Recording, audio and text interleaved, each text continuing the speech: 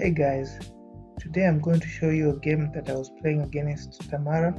You can see from the board there. He or she is 434. And they're from Georgia, and this is a prime example why you should not resign. So the game started with e4. I played a Caro-Kann, they took. So this is an exchange Caro-Kann. I developed the knight. They stopped me from going all the way over there on g4. So I continued development. I attacked the bishop, took, and then for some reason I forgot about my pawn, and they took my pawn. They went back, but they gave back my pawn. So I took. They wanted to trade. I did not want to trade. I castled my king, and they offered the exchange of queens. Of course, I refused to take the queen. My idea here was simply if they want to develop with tempo, wow, if they want to develop with tempo, attacking my queen, they would simply lose the pawn there on g2. So my opponent then castled. I jumped in with the knight. They came with the knight. I went back because they were attacking the bishop. They kicked my knight away. I went back. They developed the bishop, and I took the pawn. They went there. Knight to c6. I jump in, attacking the queen. They go here with check. I move the king. They take. I take, and then they resign. So they resign in this position because they are down a pawn, because I took a pawn. I took a pawn on b2. And I'm also attacking their queen. Unfortunately, this position is actually completely winning for white. The reason is, if you can see, this knight is actually trapped. It has no squares it can go to. So if I was white and I were to go to this square, I would attack the queen. I would attack the knight, and the knight would not have any squares to go to, since this is also covered by my queen.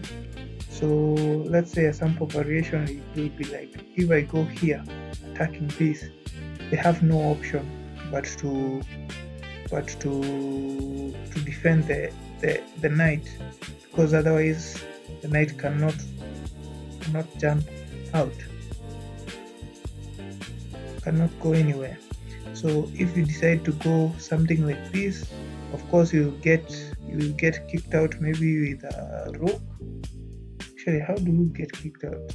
Because the rook cannot actually go here, but I guess they could go. No, you cannot do that. So let me actually turn on the analysis. Let me see, actually, because I know the position is completely winning for white. You can see the position is actually +2. So they're saying rook f. Oh, no. You actually attack. You attack the knight, not the queen. You attack the knight, because the knight now only has this little square. And if they go knight there, attacking your rook, you just go here, and you will be winning this. Because if they go queen there, you just take. That is the only square that they can defend that.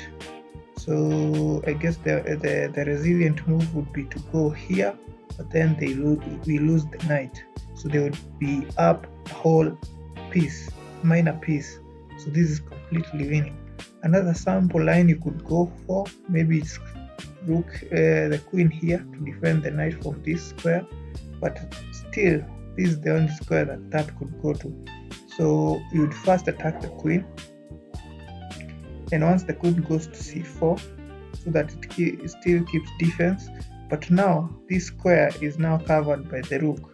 So now you just go this other rook to attack this, and now it will be attacked twice.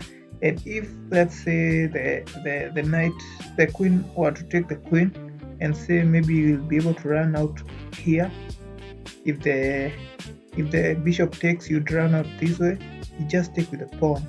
and the pawn is covering this square and this square, and the bishop is still covering this square, and the rook is covering both this square.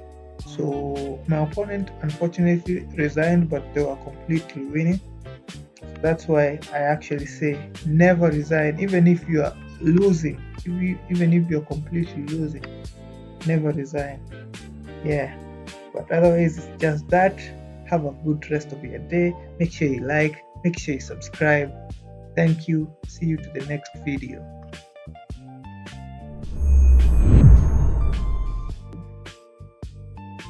Hey guys, welcome today to this